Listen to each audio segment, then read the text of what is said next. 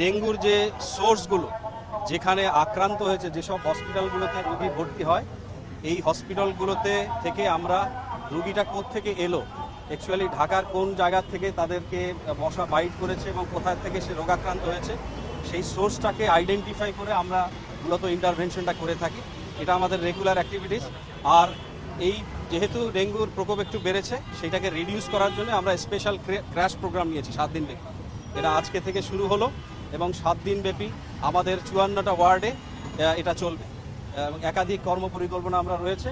আমরা এই প্রোগ্রামের মাধ্যমে সচেতনতামূলক কার্যক্রম অ্যাজ ওয়েল অ্যাজ ইন্টারভেনশন একসাথে চালাবো কিনা, জনগণকেও যেমন বিভিন্ন স্টেক হোল্ডারদেরকে আমরা সচেতন করব, পাশাপাশি আমাদের যে ইন্টারভেনশনাল অ্যাক্টিভিটিস, যেমন ধরেন লার্ভিসাইডিং, ফগিং, আমাদের মোবাইল কোর্ট, এগুলোও চলবে পাশাপাশি।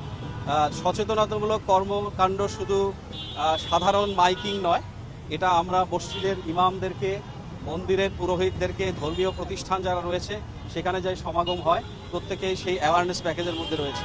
আমরা লিফলেট বিতরণ করছি। আর ইন্টারভেনশনাল অ্যাক্টিভিটিসের মধ্যে দিয়ে আমরা স্কুল, কলেজ, বিশ্ববিদ্যালয়ের শিক্ষার্থীদেরকে সম্পৃক্ত করছি।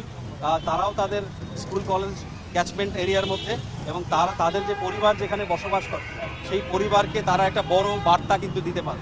আজকে দেখেন এখানে অনেক স্কুল, কলেজ, বিশ্ববিদ্যালয়ের শিক্ষার্থীরা রয়েছে, বিএনসিসি, স্কাউট, গার্লস গাইড রয়েছে। সম্মিলিতভাবে আমরা বিভিন্ন society, Gulshan society, Banani society, এই ধরনের সোসাইটির যারা আছে, সেই সোসাইটির নেতৃবৃন্দ রয়েছে, সমস্ত স্টেক হোল্ডারকে আমরা একটা প্ল্যাটফর্মে এনে এই অ্যাক্টিভিটিসটা আমরা চালাচ্ছি।